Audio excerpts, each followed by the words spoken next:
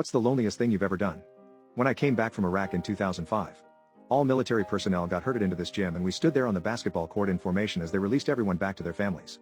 I remember standing there watching all these people, who were my only family, go to their real families and leave. I just turned around, picked up my stuff, and walked the 2 miles back to my barracks room.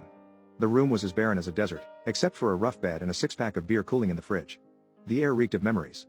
I had a flashback of all the banter I shared with my brothers in that very room. I let the nostalgia wash over me, let it seep into my pores until the scent of the room faded, taking the past away with it. I popped open a beer, sat on my bed, and felt like I was supposed to be happy, but I was more lonely than I'd ever been. So, I drank. I drowned my sorrows until the world blurred around me.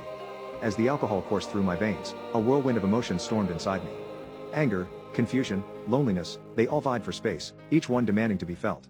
My throat turned dry, aching like a raw wound. In my drunken stupor, I found myself lacing up my boots, gearing up for a battle against my own demons. And then, I went out for a run. I ran as if the hounds of hell were on my heels.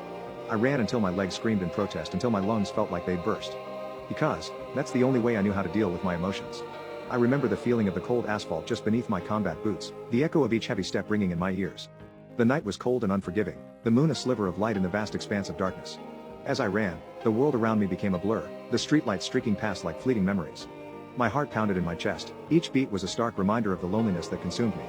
The silence was deafening, filling my mind with thoughts I had been trying to outrun. Thoughts of the war, of the comrades I had lost, and the family that I never had. Each thought was like a punch to the gut, knocking the wind out of me, slowing my pace. But I kept running regardless. I ran until my lungs burned and my legs felt like lead. I ran until I could no longer feel the cold, until the world around me began to spin. And then, in a moment that felt like an eternity, I collapsed. My legs wouldn't allow me to run away from my problems anymore. I remember the cold seeping through my uniform, and the taste of blood in my mouth. I remember staring up at the sky, the stars a million tiny pinpricks in the fabric of the universe. I remember feeling so insignificant, so alone. I eventually got overwhelmed with my thoughts and the world spun around me, a dizzying carousel of lights and sounds. I succumbed to the darkness, letting it consume me. I passed out then and they're right beside the road.